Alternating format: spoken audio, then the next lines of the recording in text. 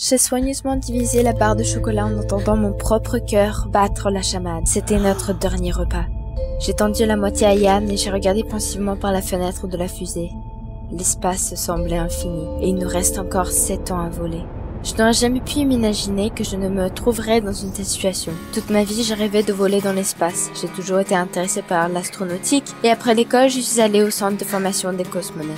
J'étais la meilleure de ma classe, mais je n'étais jamais encore allée dans l'espace. Et quand on me proposait de participer à une exposition sur Mars, j'ai pas hésité et j'ai accepté. Mais tout le plaisir a été gâché par Yann, mon collègue. Quand j'ai appris qu'elle allait voler avec moi, j'ai presque refusé de participer. Depuis le centre de formation, je ne pouvais plus supporter ce minable. Il ne m'aimait pas non plus et me traitait toujours de nerd. Et une fois, il a volé mon test et j'ai presque échoué à l'examen. Et maintenant, je suis censée aller dans l'espace avec lui pendant 7 ans. C'est un véritable cauchemar. J'ai essayé de persuader mes supérieurs de changer de partenaire, mais ils étaient inflexibles. Yann est le seul à convenir à l'expédition. En termes d'indicateur. Quoi? Il ne sait pas la différence entre un volant et un stylo. Je n'ai pas renoncé pour une raison. C'est mon rêve. Je l'ai cherché toute ma vie et je n'avais pas l'abandonné à cause de lui. Il n'était pas non plus content de ma compagnie. Quelques jours avant le vol, je suis restée tard au centre. Soudain, j'ai entendu des voix dans le couloir. C'était Yann. Je me suis collée contre le mur et j'ai écouté. Il avait discuté bruyamment de moi avec son ami. Il a dit « Je suis un tel poids, 7 ans avec moi, il mourra d'ennui. » Ça m'a tellement énervée. Agacée, je suis rentrée chez moi. Je ne savais pas du tout comment j'allais m'entendre avec Yann. Et puis le jour du lancement est arrivé. J'ai vu le visage arrogant de Yann avant même qu'il n'atteigne la fusée. Nous nous sommes regardés d'un air méprisant. J'étais sur le point d'entrer dans la fusée lorsque quelqu'un dans la foule a crié « Vous devez vous serrer la main !» À Yann! Pas question. Mais je savais au regard de mon patron qu'il valait mieux ne pas refuser.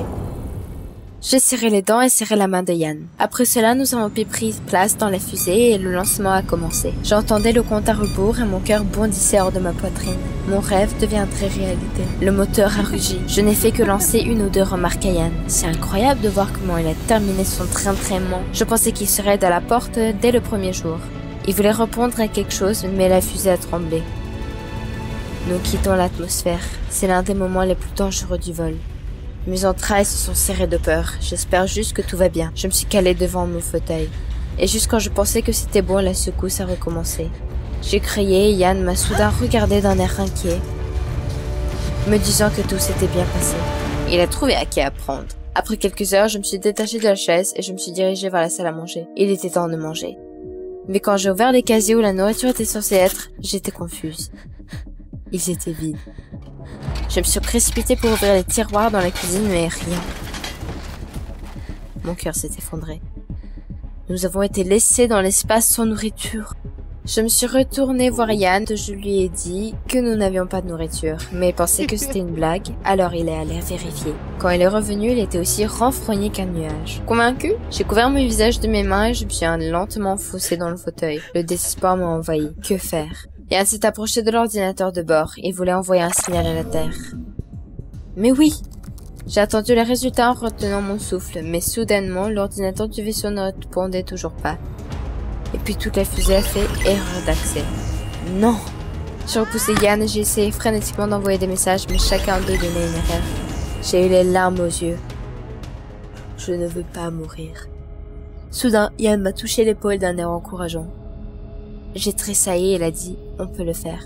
Je me sentais mieux pour une raison quelconque. J'ai sangloté. Oui, on peut le faire. Pendant les premières 24 heures, nous avons traîné son nourriture. Je ne voulais même pas communiquer avec Yann, mais il a suggéré que pour ignorer la faim, nous nous racontions des histoires. Je voulais refuser, mais mon estomac hurlait déjà comme une baleine. Puis j'ai hoché la tête à contre-cœur. Il s'est avéré que Yann n'était pas si insupportable. Nous avions beaucoup de choses en commun et il est clair que Yann présentait des stand-up le soir. Il n'y avait pas d'autre moyen d'expliquer comment il a réussi à me faire rire dans une telle situation. Mais le lendemain, la faim est devenue insupportable. J'étais étourdie par la faim. Et quand je me suis levée, j'ai commencé à trembler. Yann me l'a remarqué. Et soudain, il m'a envoyé une barre chocolatée. Je regardais Yann avec perplexité, mais il a juste haussé les épaules. Il emportait toujours des snacks avec lui en classe. Ça m'ennuyait, mais maintenant, son habitude nous a sauvés de la famine. Mais je ne comprenais pas pourquoi il a partagé avec moi. Yann et moi étions toujours en compétition et soudain, il m'a empêché de mourir de faim. J'ai demandé tranquillement pourquoi il ne mangeait pas tout lui-même. Ce à quoi Yann a répondu en roulant des yeux.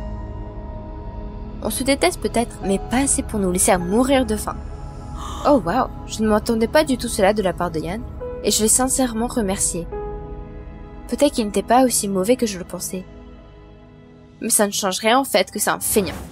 Nous avons mangé les barres, mais maintenant nous avions terriblement soif. Je repassais les cours dans ma tête et c'était là, la carte des fusées. Je me suis levée d'un bond et j'ai immédiatement ouvert. Il doit y avoir une cachette dans le vaisseau en cas d'urgence. Et c'est le cas. Mon cœur s'est mis à battre plus vite, il y a peut-être de la nourriture là-dedans. Nous avons avancé jusqu'à l'extrémité de la fusée et sommes tombés sur une petite porte sans poignée. Yann a demandé avec irritation ce que j'allais utiliser pour l'ouvrir. Par le pouvoir de la pensée, j'ai fredonné. Tu n'aurais pas dû dormir en classe. Et j'ai tapé le code sur l'écran à côté de la porte. La porte aurait dû s'ouvrir immédiatement, mais rien ne s'est produit. Mes paumes transpiraient d'excitation. J'ai fait une faute. Mais alors, la porte s'est brusquement écartée. Ouf, je regardais Yann avec une expression triomphante. Mais dès que nous sommes entrés, il n'y avait plus aucune trace de ma joie. Les étagères étaient vides. Yann a posé une main sur mon épaule. Ne désespère pas encore. Cherchons à bord tout. Même s'il n'y avait aucun espoir, nous avons commencé à fouiller les étagères, les tiroirs, mais en vain. Je ne pouvais pas cacher mon désespoir. Nous pouvions survivre sans nourriture, mais nous ne pouvions pas survivre plus de 3 jours sans eau. Et puis Yann, voyant mon état, m'a pris dans ses bras. Pour la première fois, son contact ne semblait pas dégoûtant. C'était le contraire, je me sentais chaude et confortable, et j'ai blotti mon nez contre son épaule. Nous sommes restés comme ça pendant quelques minutes avant qu'Yann ne s'éloigne et me regarde dans les yeux. Regarde les étagères sous le plafond, ok? J'ai hoché lentement la tête et la seconde se volant. Je m'attendais pas à trouver quoi que ce soit, mais mes yeux sont tombés sur une boîte. J'ai lutté pour l'ouvrir et j'ai jeté un coup d'œil à l'intérieur. Ça m'a coupé le souffle. De l'eau. Il m'a aidé à descendre la boîte et m'a installé sur le sol. Nous l'avons fait. Yann m'a regardé avec une admiration, et il a dit doucement qu'il savait que je pouvais le faire. J'ai détourné le regard embarrassé, je n'ai pas eu de bonne note pour rien. Nous avons immédiatement siroté notre eau et nous nous sommes détendus alors que la fusée décrocha soudainement. Nous avons plané vers l'ordinateur en panique, et c'est là que j'ai eu des frissons. Des astéroïdes nous arrivaient dessus. J'ai essayé frénétiquement de me rappeler de quelque chose de classe, mais mon esprit était vide. Je suis restée là comme une pierre. Yann m'a poussé pour prendre une commande. Tout tremblait autour de moi, mais c'était comme si Yann m'avait pas remarqué. Il manœuvrait si vite que j'ai ouvert la bouche en signe d'admiration. Nous avons bientôt contourné toutes les météorites. Le danger était passé. Yann s'est appuyé sur sa chaise. C'était comme jouer à un jeu d'ordinateur. Je me suis émerveillée devant lui. Yann a levé les sourcils et m'a demandé un peu surpris pourquoi je m'étais figée. J'ai décluti. C'est juste que j'ai toujours pensé que tu étais un noob, mais maintenant, tu étais super. Soudain, Yann s'est mis à rire.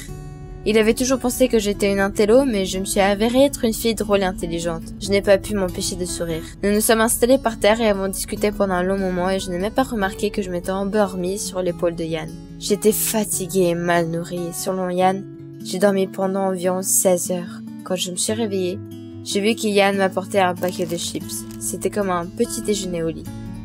Ça m'a touchée. Yann était si gentil. Nous n'étions jamais à court de sujets de conversation. Nous avons parlé de fusées, d'espace, de musique et d'art. Je me suis jamais ennuyée avec lui pendant tous ces jours. Yann plaisantait et me faisait rire tout le temps. Et avec lui, je me sentais protégée. Ouah, je suis amoureuse de Yann! Quel timing parfait! Si seulement nous nous étions connus plus tôt au lieu de perdre notre temps à nous battre. À ce moment-là, Yann s'est approché de moi. Il voulait dire quelque chose, mais il a été interrompu par une sirène. L'ordinateur de bord a commencé à nous avertir que nous approchions d'un trou noir. Je regardais au loin et réalisais avec horreur qu'une collision était inévitable. Yann et moi avons essayé de déployer la fusée, mais l'ordinateur ne répondait pas, puis il a soudainement planté et bloqué l'accès au système. C'est tout maintenant. J'ai soupiré et je me suis retournée vers Yann. Merci d'avoir été là pour moi tout ce temps. Tu es la personne la plus incroyable que j'ai jamais rencontrée. Yann m'a fixé dans les yeux pendant un long moment et à cet instant, c'est comme si tous les sons s'étaient évanouis. Il m'a tiré brusquement autour de ma taille et m'a embrassé. C'est comme si le feu d'artifice avait explosé en moi. J'ai regardé Yann avec perplexité. La sirène s'est soudainement tuée et l'ordinateur de bord a signalé que le danger était écarté. Je ne me souciais plus d'elle. Je pouvais encore sentir le baiser de Yann sur mes lèvres. Il a murmuré doucement que je lui plaisais. J'ai eu les larmes aux yeux. toi aussi, Yann. Il a souri, a sorti la dernière barre chocolatée de sa poche et me l'a tendue.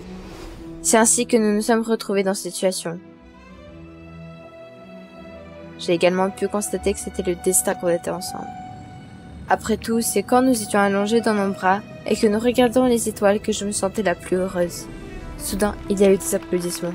Yann et moi, vous regardez autour de nous perdus. Que se passe-t-il? Quand nous sommes levés, les portes de la fusée sont ouvertement lentement. J'ai rien compris du tout. Nous sommes dans l'espace. Yann a pris ma main et l'a serrée fort, me disant de ne pas m'inquiéter. Mais dès que nous sommes sortis de la fusée, nous avons vu notre centre de formation. J'étais complètement confuse. Puis le patron s'est approché de nous et a souri. Nous avons réussi le test. On a quoi? Il s'avère que c'était pas un vrai vol, mais une simulation d'entraînement pour voir si Yann et moi pouvons travailler ensemble. J'étais stupéfaite. Attendez, donc ce n'était pas réel? Je me suis immédiatement jetée au cou de Yann et je l'ai serré très fort dans mes bras. Nous allons vivre. Même si j'ai vécu une véritable horreur dans cette simulation, mon amour pour l'espace n'a pas disparu. Et un mois plus tard, Yann et moi étions déjà dans une véritable expédition. Seulement maintenant, j'étais heureuse de voler avec lui. Et ces temps seulement ne m'ont pas effrayée du tout. Et toute cette histoire m'a appris une règle importante. Il ne faut pas perdre son temps à se disputer. Parfois, il faut apprendre à mieux connaître quelqu'un pour se rendre compte qu'il n'est pas aussi mauvais qu'on le pense. Vous avez aimé la vidéo? Inscrivez-vous et mettez un like. Soutenez la chaîne. Merci! Salut tout le monde, je m'appelle Sarah, j'ai 17 ans et je suis une écolière ordinaire. Avez-vous déjà combattu de mauvaises habitudes qui menacent votre vie de s'effondrer? Vos amis vous ont-ils déjà aidé à faire tout ce qu'ils pouvaient pour vous aider à vous en libérer? Veuillez regarder cette vidéo jusqu'à la fin et vous découvrirez pourquoi il est si important de prendre soin de votre corps. En général, j'ai toujours pris soin de mon corps. Depuis mon enfance, j'ai fait du sport et je mange sainement. Et je n'ai certainement jamais eu de dépendance. Au moins jusqu'à un point. Cette histoire est arrivée à mon ami Kevin et moi. Nous pratiquons le parcours ensemble et ces jours-là, nous commencions à peine à participer à des compétitions. Nous étions une équipe solide et nous entendions bien. En fait, lorsque nous avons commencé à faire du sport ensemble et ainsi à communiquer encore plus, j'ai réalisé que j'avais des sentiments pour lui, mais je n'ai pas osé avouer. Le truc, c'est que nous sommes amis depuis notre enfance et je ne pensais pas qu'il me verrait comme plus qu'une simple amie. Êtes-vous déjà tombée amoureuse d'un ami d'enfance et avez eu peur de dire la vérité à votre béguin? Nous sommes beaucoup entraînés et par conséquent, nous gagnons de petites compétitions dans notre district. Nous avons été également encouragés par nos progrès. Mais un jour, tout a commencé à changer. Nous avons été invités à une grande compétition pour les équipes de parcours de tout l'État. Je faisais les courses au supermarché et j'ai attrapé une canette de coca. À l'époque, je me suis permise de boire quelques canettes par semaine. La vendeuse m'a conseillé de faire attention au fond de la boîte. L'entreprise a mené une campagne publicitaire pour 5 boîtes Coca-Cola. Celui qui a acheté la boîte avec le numéro 5 en bas était le gagnant. Et quand j'ai regardé au fond de la boîte, j'étais agréablement surprise d'y trouver un gros 5.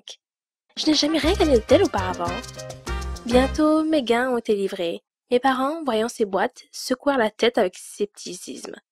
Ils pensaient que même une canette par semaine n'était pas bonne pour la santé, sans parler de plus. Mais je leur assurais que je n'abuserais pas des boissons gazeuses. Cependant, avec une boîte de coca à portée de main, je n'avais pas remarqué comment je commençais à en boire constamment.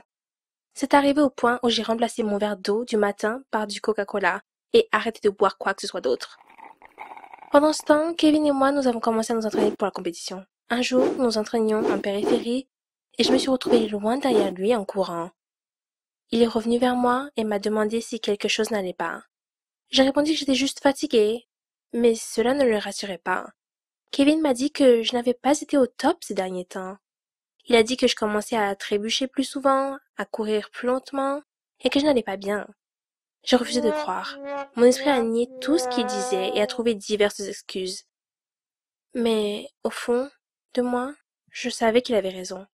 Je suis vraiment devenue accro au coca. À ce moment-là, j'ai réalisé que je n'avais rien bu d'autre pendant une semaine entière. Pas d'eau, pas de café, pas de jus, juste du coca. Avez-vous déjà lutté contre une dépendance qui pourrait sérieusement nuire à votre santé, mais l'habitude semblait plus forte que votre volonté? Quelques jours plus tard, la faiblesse a augmenté. Je suis devenue sujette à un sommeil agité, presque anxieuse, donc peu importe combien d'heures je dormais, je ressentais la somnolence et j'étais souvent en retard pour m'entraîner. J'ai même pris du poids malgré mon mode de vie actif. Et pourtant, je ne pouvais pas renoncer à boire certaines de ces boîtes rouges brillantes par jour. Mes parents ont remarqué que mes stocks de coca diminuaient rapidement et ont affirmé que je consommais clairement trop de soda. Mais je leur ai menti en disant que j'en partage juste avec des amis. Pendant ce temps, la première étape de la compétition est arrivée. Nous avons travaillé dur pour nous préparer, mais j'étais toujours inquiète. Alors que nous attendions notre tour, Kevin a essayé de me remonter le moral. Il m'a assuré que nous pouvions y faire face et m'a demandé comment je me sentais. J'ai répondu que tout allait bien. En fait, les choses n'étaient même pas semi-correctes. Je me sentais au bord d'un épique échec. J'étais tellement nerveuse que j'ai même parlé grossièrement à Kevin quand il a demandé de nouveau si tout allait bien. À ce moment, notre tour a été annoncé et j'ai vu que j'avais blessé ses sentiments. Oh, cela a rendu tout cela encore plus difficile. Nous sommes entrés dans l'arène et avons commencé à exécuter nos cascades de parcours bien répétés. Au début, nous allions bien. J'ai vu que nous faisions une bonne impression auprès du public et du jury. Mais à un moment crucial, un mal de ventre soudain s'est déclaré. Kevin m'a attrapé et m'a aidé. Il l'a fait de façon spectaculaire. Cela s'est répété plusieurs fois. Ce n'est que grâce à Kevin que nous avons terminé la performance.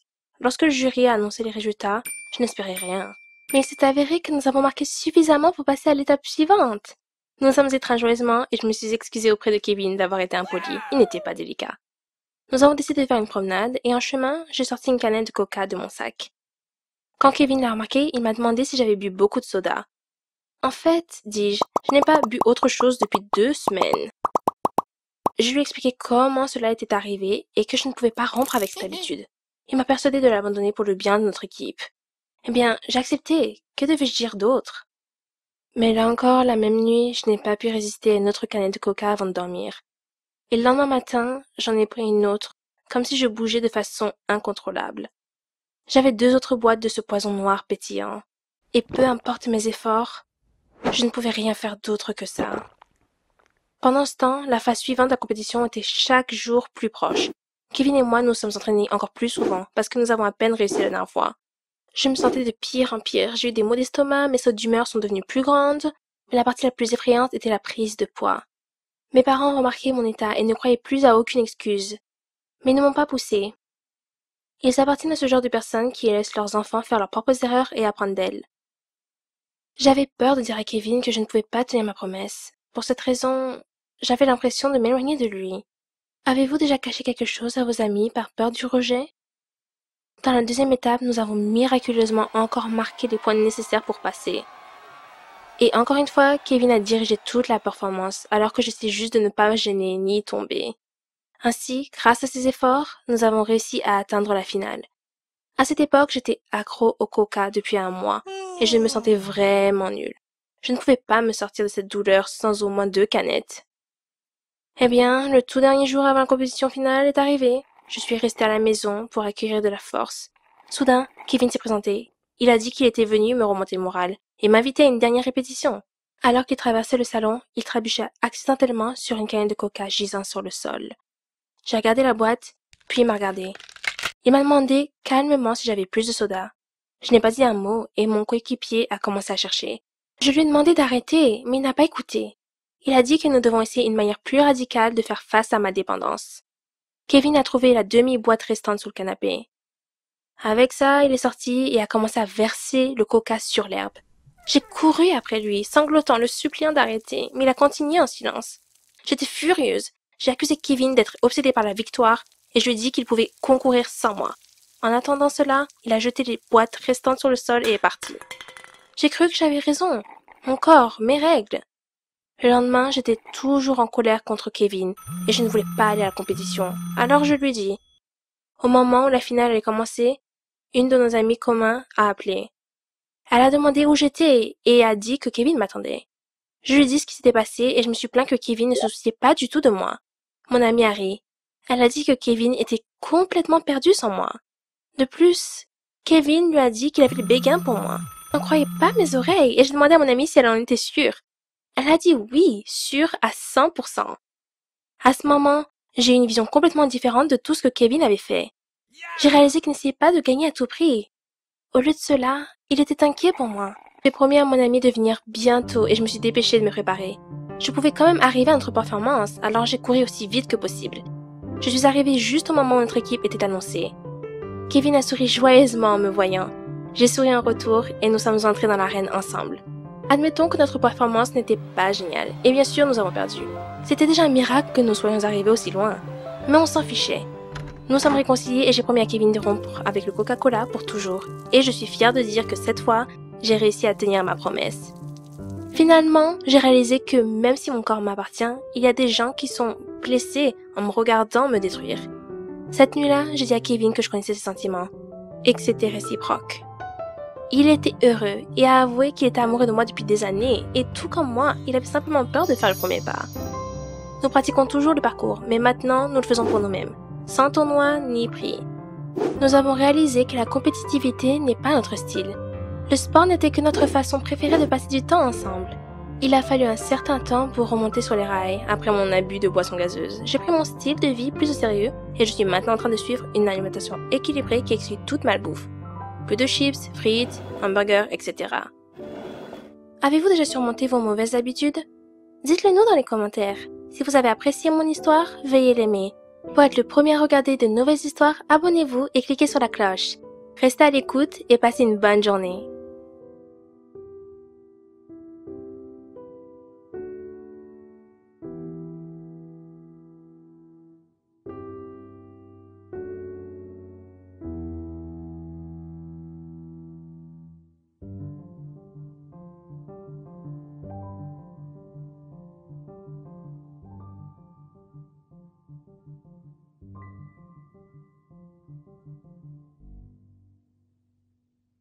Du poulet, vivant. Mon estomac a immédiatement grondé. Mes jambes m'ont conduit au poulet qui courait dans la cour. Et en un instant, je l'ai attrapé, respirant cette délicieuse odeur. C'était la seule façon de satisfaire ma faim. Il n'y avait pas d'autre issue. J'ai porté le poulet à mes lèvres et j'ai ouvert la bouche. J'ai vécu avec mon frère Nicolas et je l'ai élevé seul. Même si nous avons hérité d'une maison, l'argent provenant d'un emploi à temps partiel suffisait tout juste à couvrir les besoins essentiels, comme la nourriture et les factures. Cependant, je n'ai jamais demandé de l'aide à qui que ce soit, car les gens n'aident pas gratuitement. Et en plus, c'est humiliant. J'ai toujours dit à mon frère qu'on ne pouvait compter que sur nous-mêmes. On s'est débrouillé bien ensemble, mais un jour, j'ai eu très mal au ventre. Les pilules n'ont rien arrangé et j'ai dû aller à la clinique. Après l'examen, les mots du docteur m'ont horrifié.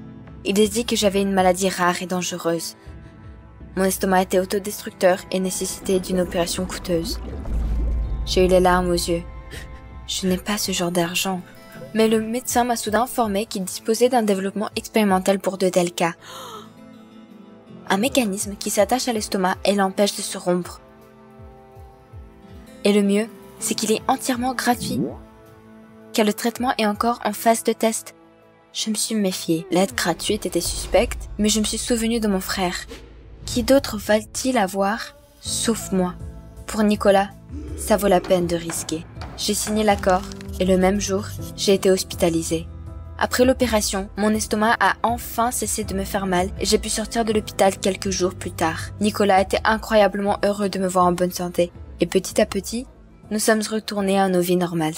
La seule chose, je me sentais toujours nauséeuse après avoir mangé, alors j'ai progressivement réduit mes portions. Chaque jour, de moins en moins, jusqu'à ce que je réalise. La nourriture ne m'attire pas du tout.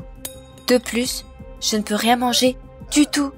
J'ai commencé à perdre du poids à cause de ça, mais j'ai essayé de l'ignorer. Peut-être que c'est juste un effet secondaire de l'opération et que ça va disparaître bientôt. C'est ce que je pensais, jusqu'au jour où un voisin est venu demander du sel. Et pendant qu'il me parlait, je ne pouvais pas me détacher les yeux de lui. Ça sent tellement bon, c'est fou! Je lui ai tendu le sel, puis le voisin est venu tout près. Je ne pouvais pas m'en empocher. L'odeur me rendait folle, mais c'est la chemise qui sentait. La seconde suivante, j'étais sur lui, essayant de mordre dans un morceau de tissu. Le voisin m'a jeté, horrifié, et s'est précipité dans la cour. Je me suis retrouvée seule avec mon bouton arraché, et je n'ai pas compris ce qui s'était passé. J'ai essayé de manger sa chemise. Quoi? Je pensais qu'il s'agissait d'un simple malentendu, mais le lendemain, alors que je me rendais à mon travail à temps partiel et que je mettais mes chaussures, j'ai aperçu la chaussure. Les lacets scintillaient si délicieusement comme le chocolat. Mon estomac a gargouillé plus fort, et c'est là que ma tête a explosé. J'ai retiré la ficelle et l'ai engloutie avec gourmandise. Et puis ma faim s'est calmée. Je me suis figée de terreur. C'était quoi ce boucan? Au lieu d'aller travailler à mon emploi à temps partiel, je suis immédiatement retournée à la clinique. Je leur ai décrit mes symptômes. Mais la réceptionniste m'a gentiment répondu que c'était un effet secondaire de l'opération. Ça va disparaître bientôt. J'ai pris le bus pour rentrer chez moi et les paroles des médecins m'ont fait me sentir mieux. Je souhaite que cet effet disparaisse rapidement. J'étais tellement absorbée par mes pensées que je n'ai même pas remarqué que je me suis mise à mordiller la cravate de l'homme assis à côté de moi. Ce n'est que lorsqu'il m'a crié rageusement d'arrêter que j'ai repris mes instincts. Et j'étais complètement confuse. À partir de ce moment-là, la faim est devenue de plus en plus forte. Mon estomac grondait, je ne pouvais plus rien manger de normal. Je ne pouvais même pas soulever mon sac à cause de l'épuisement. Nicolas a vu que quelque chose n'allait pas chez moi et était très inquiet. Mais je l'ai rassuré et lui ai dit que cet effet secondaire allait bientôt passer. Un jour, Nicolas faisait ses devoirs. Mais quand il est allé chercher de l'eau, j'ai soudain regardé son cahier de devoirs et l'encre sur le papier semblait si délicieuse. Comme une folle, je me suis jetée sur les cahiers et les mis dans ma joue-bouche. J'ai mâché feuille après feuille. Juste à ce moment-là, Nicolas est revenu avec un verre d'eau. Il s'est figé en état de choc et m'a demandé ce que je faisais. J'ai recraché le reste du cahier et j'ai immédiatement plaisanté en disant qu'il était dégoûté de ses devoirs et que je lui avais seulement rendu service en les mangeant. Mon frère a ri et j'ai expiré doucement. Le lendemain matin, je me suis réveillée totalement épuisée et je suis allée me laver le visage. Mais lorsque j'ai pressé le dentifrice sur ma brosse, j'ai réalisé qu'elle avait aussi une odeur terriblement attirante. C'était comme si on m'avait retiré la chaîne. J'ai résolument pressé tout le tube de dentifrice dans ma bouche. Mais ce n'était pas suffisant et j'ai mangé le tube lui-même. La faim a immédiatement disparu et je me suis sentie mieux. J'avais faim et la faim ne voulait pas se calmer. J'ai donc acheté un lot de lacets dans le magasin le plus proche et je les ai mangés comme des spaghettis avec du papier, du tissu et des emballages. Et ma friandise préférée était le sandwich à la sciure de bois recouvert d'une tranche de savon. Et la salade d'emballage, c'est juste divin.